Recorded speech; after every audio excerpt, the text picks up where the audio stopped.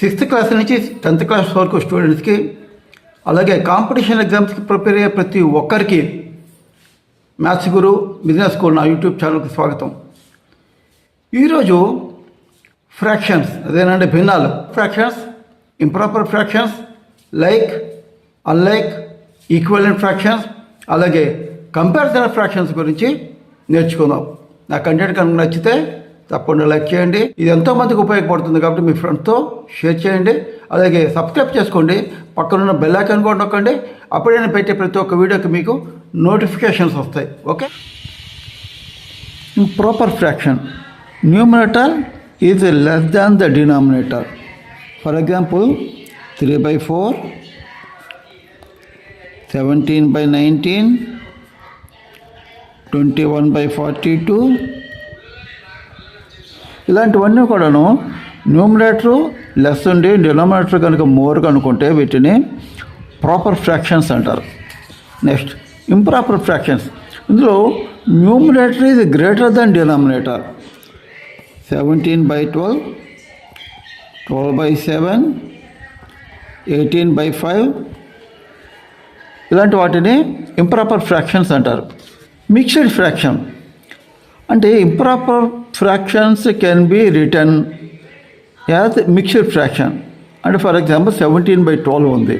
ఈ 17/12 ఉన్నాయి అంటే 17ని 12తో కనుక డివిజన్ చేస్తే 12 1 = 12, 5 మనకి రిమైండర్ వస్తుంది. అందుకని 18/12 = 1, 5/12. మిక్స్డ్ ఫ్రాక్షన్ని మరలా ఇంప్రాపర్ ఫ్రాక్షన్ కింద మార్చాలి అంటే ఈ డినామినేటర్ని ఈ 1తో మల్టిప్లై చేసి 5ని యాడ్ చేస్తే సరిపోతుంది. అంటే 12 1 = 12 ప్లస్ 5 17, 17/12. అలాగే దీన్ని మరొక రకంగా కూడా రాసుకోవచ్చు. ఈ మిక్స్డ్ ఫ్రాక్షన్ని 1 + 5/12గా కూడా రాసుకోవచ్చు. ఓకే. 1 + this is 5, 5/12. నెక్స్ట్ 12/7. ఈ 12ను కూడా 7తో మనం డివిజన్ చేయొచ్చు. 7 1 = 7, రిమైండర్ 5. సో 12/7ని 1 5/7గా రాసుకోవచ్చు. అంటే 7 1 = 7 ప్లస్ 5 12/7. దీని వల్ల 1 + 5/7గా కూడా మనం రాసుకోవచ్చు. సో ఇలాంటి వాటిని మనం మిక్స్డ్ ఫ్రాక్షన్స్ అంటారు. Next like fractions. Like fractions అంటే వాటి యొక్క డినామినేటర్ ఒకటే ఉండాలి. ఫర్ ఎగ్జాంపుల్ 13/17, 19/17, 1/17 ఇలాంటివన్నీ కూడాను like fractions. Convert 5/7 and 3/5 into like fractions. గుర్తుంచుకోండి, లైక్ ఫ్రాక్షన్స్ అంటే వాటి యొక్క డినామినేటర్ ఒకటే ఉండాలి. So 5/7 and 3/4.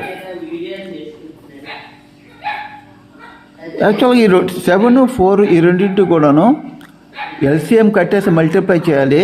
కానీ చాలా సింపుల్గా చేయాలంటే ఈ 5/7ని దీని డినామినేటర్ 4తో మల్టిప్లై చేయాలి, బోత్ న్యూమరేటర్ అండ్ డినామినేటర్. అలాగే ఈ 3/4ని దీని యొక్క డినామినేటర్ న్యూమరేటర్ డినామినేటర్తో మల్టిప్లై చేయాలి.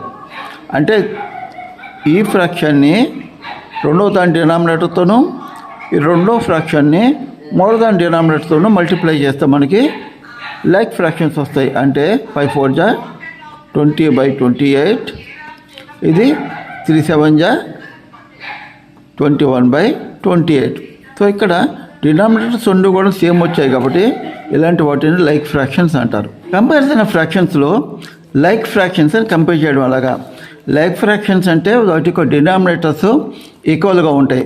సే డినామినేటర్స్ కనుక సేమ్గా ఉన్నప్పుడు న్యూమరేటర్ కనుక ఏది గ్రేట్ అయితే, ఏది పెద్ద నెంబర్ కనుకుంటే అదే గ్రేటర్. సే ఇక్కడ 13/17, 19/17, 5/17 ఈ మూడు ఉన్నాయి.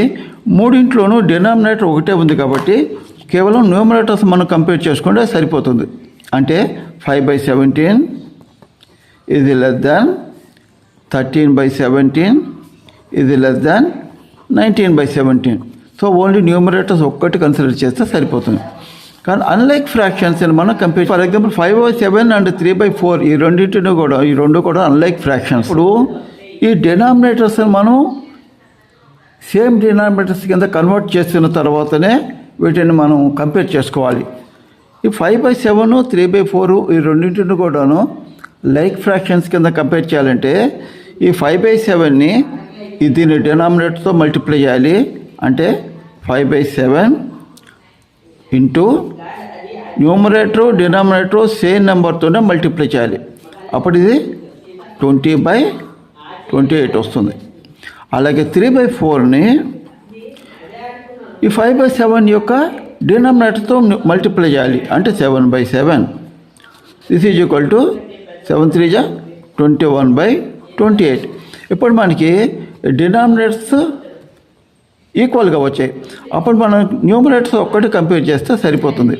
అంటే ఇయర్ 21 ఈజ్ గ్రేటర్ దాన్ 20. అంటే 3/4 is greater than 5/7.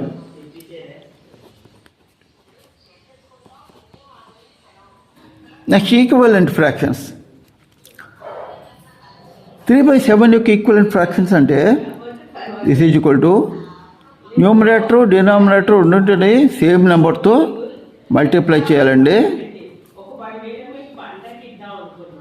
3 into 3/5 into 3 into 4/5 into 4 అంటే న్యూమరేటర్ డినామినేటర్ సేమ్ నెంబర్తో మనం మల్టిప్లై చేస్తున్నాం.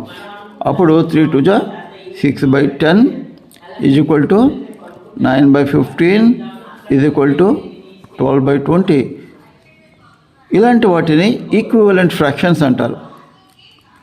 అంటే దీన్ని కనుక స్మాలెస్ట్ నెంబర్ కింద కనుక మాలిస్తే మళ్ళీ మనకి మొదటిది ఈ ఫ్రాక్షన్ వస్తుంది. చూడండి, 12/20ని మనం స్మాలెస్ట్ నెంబర్ కింద కనుక మారిస్తే రెండింటిలోనూ కూడా మనకి 4th టేబుల్ పోతుంది.